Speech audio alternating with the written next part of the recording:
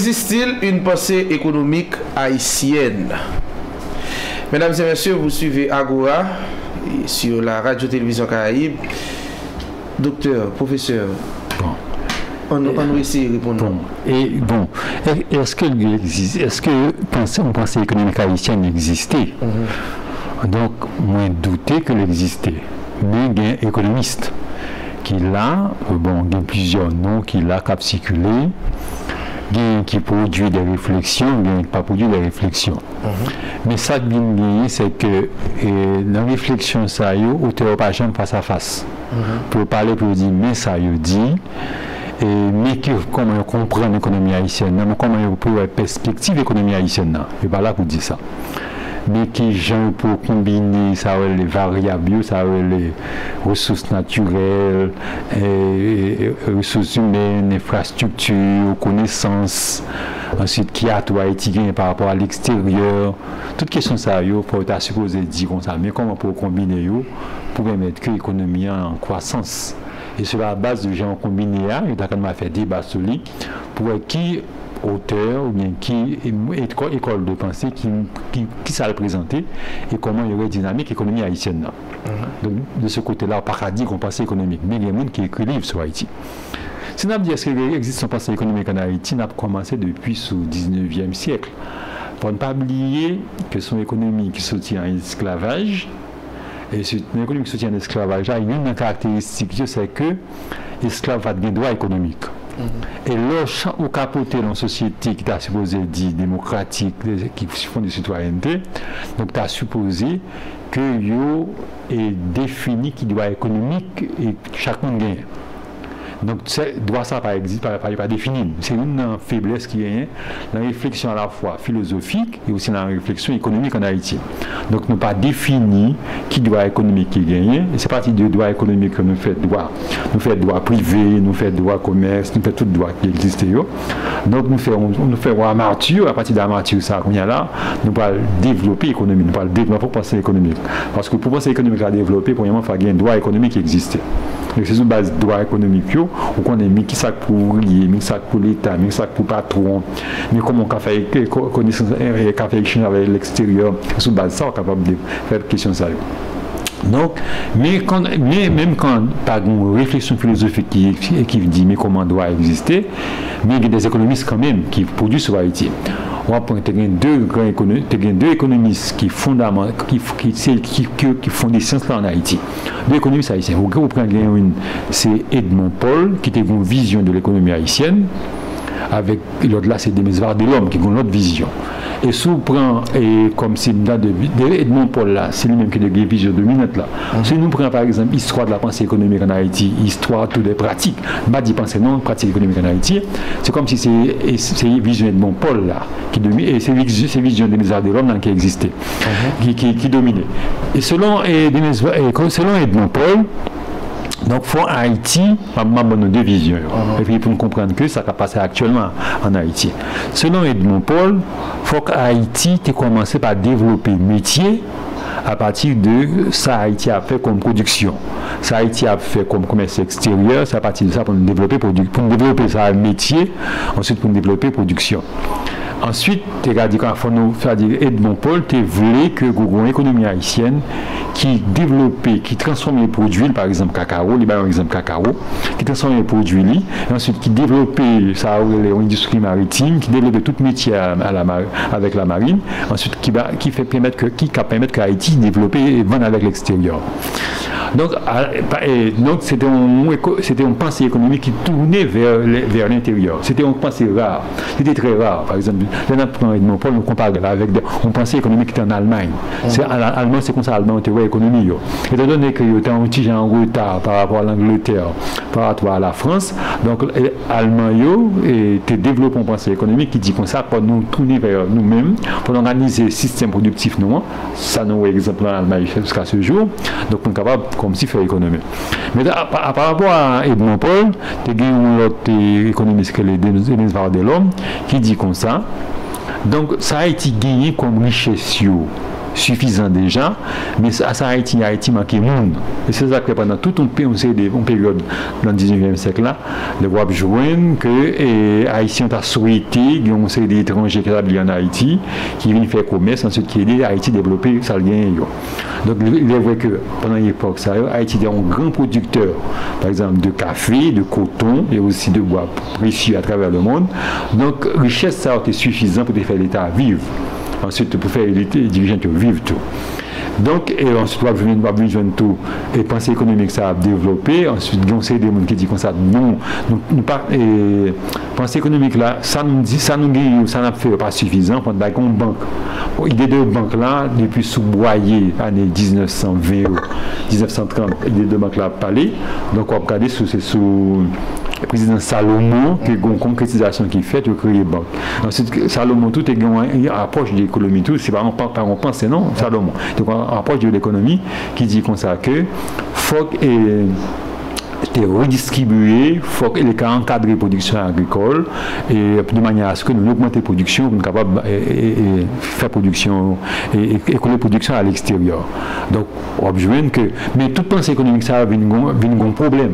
Qui problème qui vient de la pensée économique haïtienne? Non, il n'y a pas qu'à développer, il n'y a pas qu'à appliquer. Il y a un Hippolyte qui vient appliquer la pensée économique là, mais qui n'a pas qu'à appliquer lui. Et chaque fois, les Haïtiens ont envie d'appliquer la pensée économique là. La pensée économique là, lui-même échoué pour une raison très simple.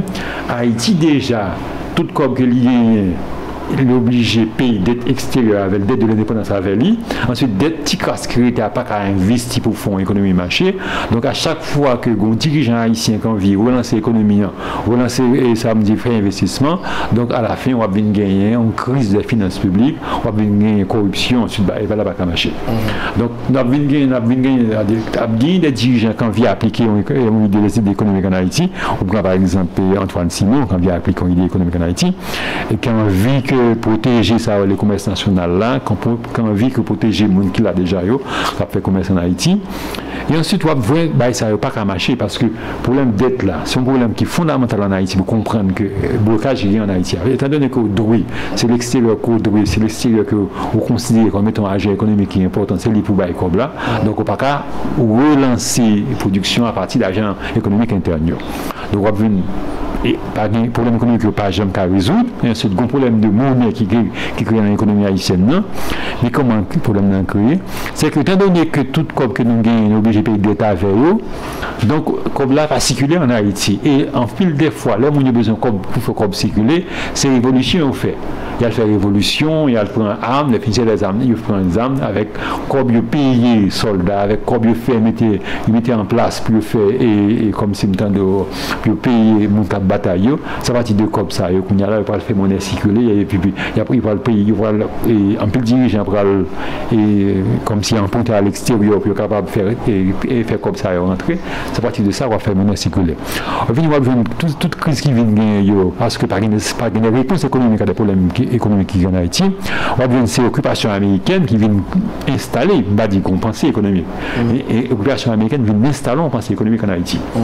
Parce que c'est pas une pensée qui développée sur la base de réflexion avec des ouvrages, avec des contenus que tout le monde peut apprendre l'école pour dire mais comment vous gérer les finances publiques, mais comment vous gérer le monnaie nationale, mais comment vous gérer la production, mais comment vous capable faire et savoir les métiers, mais comment vous pourrez énumérer les métiers. Pas une pensée économique comme ça en Haïti, mais qui sont pratiques qui existent. Donc les Américains mettent en pratique, à part des pratiques qui existent. Bon, actuellement, et au niveau de l'État, il y a subventionné des pratiques, mais par une réflexion économique haïtienne qui dit comme ça, mais ça pour l'État fait, mais comment pour l'État organiser l'économie, mais qui rôle le patronat a gagné, mais qui rôle le métier a gagné, mais qui rôle le travail ouvrier a gagné, mais comment le secteur agricole a intégré à l'économie globale là, pas commencer comme ça.